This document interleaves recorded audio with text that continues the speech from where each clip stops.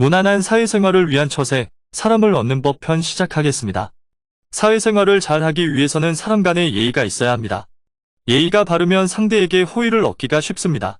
사람 간의 관계에서 가장 기본적인 규칙은 주고받는 것입니다. 상대방을 존중해줘야 자신도 존중받을 수 있습니다. 예의는 비용이 적게 들지만 가치는 큰 법입니다. 예의와 존중은 그것을 사용하고 나타내는 사람에게 그대로 머문다는 장점이 있습니다. 그러니 상대에게 예의와 존중을 원한다면 먼저 그들을 예의와 존중으로 대하십시오. 세상은 혼자서 살아갈 수 없습니다. 그래서 일만 잘한다고 사회생활이 원만해지는 것이 아닙니다. 사회생활은 결국 사람 간의 관계 형성입니다.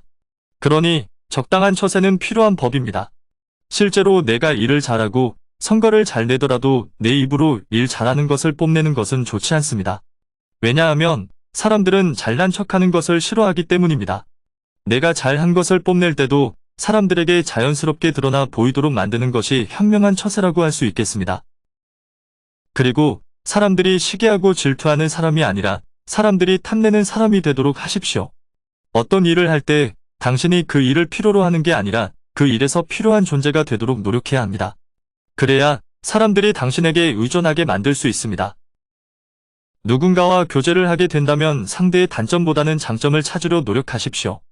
누군가는 1000가지의 완벽함 중에서 단 하나의 결점을 찾아내 그것을 비난하고 부풀려 떠벌리기를 좋아하고, 또 어떤 사람은 수천 개의 결점 중에서도 단 하나의 완벽함을 발견하는 사람이 있습니다. 만약 당신이라면 어떤 사람에게 더 호감을 가지겠습니까? 그러니 사회생활을 하면서 적을 늘리지 않고 내 편을 늘리려면 상대의 단점이 아니라 장점을 보려고 하십시오. 어떤 집단에 속해서 사회생활을 한다면 서열이 생기기 마련입니다. 그 서열이 직급에서 오는 것이든 선후배 간의 관계에서 오는 것이든 아무리 높은 지위에 있더라도 다가가기 어려운 사람이 되지 마십시오. 그 어떤 사람도 조언이 필요하지 않을 만큼 완벽한 사람은 없습니다.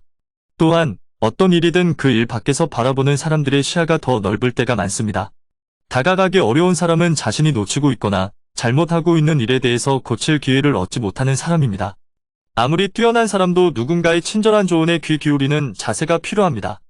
다가가기 어려운 사람이 되지 마십시오. 사람은 모두가 다릅니다. 가치관이 다르고 능력이 다르고 성격이 다르며 자라온 환경도 다릅니다. 어떤 사람에게는 칭찬인 일도 어떤 사람에게는 모욕이 되기도 합니다. 그리고 상대에게 도움을 준다고 생각했던 일이 실제로는 피해를 주는 일이 되는 경우도 생깁니다. 사람 간의 관계는 상대적인 것입니다.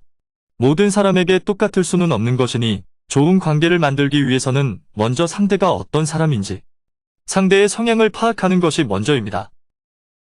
사람 간의 관계는 서로가 주고받는 것이 기본입니다. 그것은 호의나 도움 역시 마찬가지입니다. 그러니 선을 베풀 때 결코 상대가 갚을 수 없을 정도로 과하게 베풀어서는 안 됩니다.